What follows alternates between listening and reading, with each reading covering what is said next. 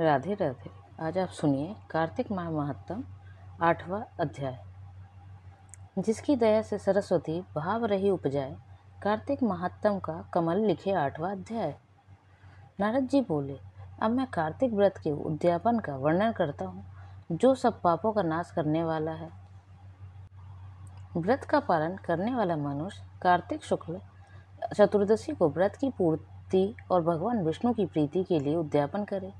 तुलसी के ऊपर एक सुंदर मंडप बनवावे, उसे केले के खम्भों से संयुक्त करके नाना प्रकार की धातुओं से उसकी विचित्र शोभा बढ़ावे। मंडप के चारों ओर दीपों को श्रेणी सुंदर ढंग से सजाकर रखे। उस मंडप में सुंदर बंधनवारों से सुशोभित 4 दरवाजे बनवावे और उन्हें फूलों से तथा चंवर से सुसज्जित करे। द्वारों पर पृथक पृथक मिट्टी के द्वार पर बनाकर उनकी पूजा करें। उनके नाम इस प्रकार है: जय, विजय, चंड, प्रचंड, नंद, सुनंद, कुमुद और कुमुदाक्ष। उन्हें चारों दरवाजों पर 2-2 के क्रम में स्थापित कर भक्ति पूर्वक पूजन करें। तुलसी की जड़ के समीप 4 रंगों से सुशोभित सर्वतोभद्र मंडल बनावे और उसके ऊपर पूर्ण पत्र तथा पंचरत्न से संयुक्त कलश की स्थापना करें।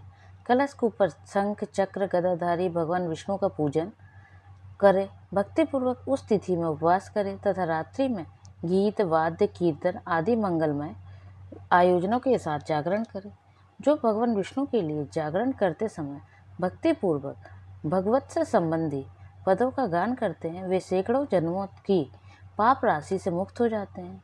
जो मनुष्य भगवान के निमित्त जागरण करके रात्रि भर भगवान का कीर्तन करते हैं, उनको असंख्य गोदानों का फल मिलता है।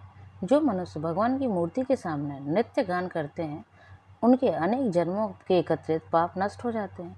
जो भगवान के सम्मुख बैठकर कीर्तन करते हैं और बांसुरी आदि बजाकर भगवत भक्तों को प्रसन्न करते हैं तथा भक्ति से रात्रि भर जागरण करते हैं, उन्हें करोड़ों तीर्थ करने का फल मिलता है। उसके बाद पूर्णमासी में एक सपत्नीक ब्राह्मण को निमंत्रित करें। प्रातःकाल स्नान और देव पूजन करके वेदी पर अग्नि की स्थापना करें और भगवान की प्रीति के लिए तिल और खीर की आहुति दें। होम की शेष विधि पूरी कर के भक्ति पूर्वक ब्राह्मणों का पूजन करें और उन्हें यथाशक्ति दक्षिणा दें। फिर उनसे इस प्रकार क्षमा प्रार्थना करें: आप सब लोगों की अनुकंपा से मुझ पर भगवान सदैव प्रसन्न रहे। इस व्रत को करने से मेरे 7 जन्मों में के किए हुए पाप नष्ट हो जाएं और मेरी संतान चिरंजीवी हो। इस पूजा के द्वारा मेरी सभी मनोकामनाएं पूर्ण हो। मेरी मृत्यु के पश्चात मुझे अतिशय दुर्लभ विष्णु लोक की प्राप्ति हो। पूजा की समस्त वस्तुओं के साथ गाय भी गुरु को दान में दें।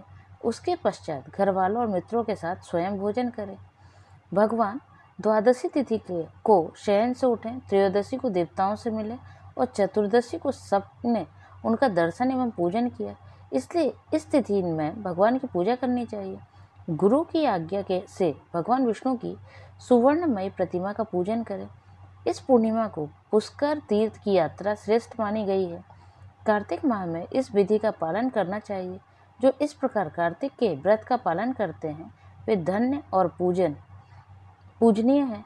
उन्हें उत्तम फल की प्राप्ति होती है। जो भगवान विष्णु की भक्ति में तत्पर हो कार्तिक में व्रत का पालन करते हैं, उनके शरीर में स्थित सभी पाप तत्काल नष्ट हो जाते हैं। जो श्रद्धा पूर्वक कार्तिक के उद्यापन का महात्म सुनता है या सुनाता है, वह भगवान विष्णु का सायुज्य प्राप्त करता है। अब अगले अध्याय में आप सुनिएगा 9वां अध्याय। तब तक के लिए राधे राधे। जय श्री कृष्ण।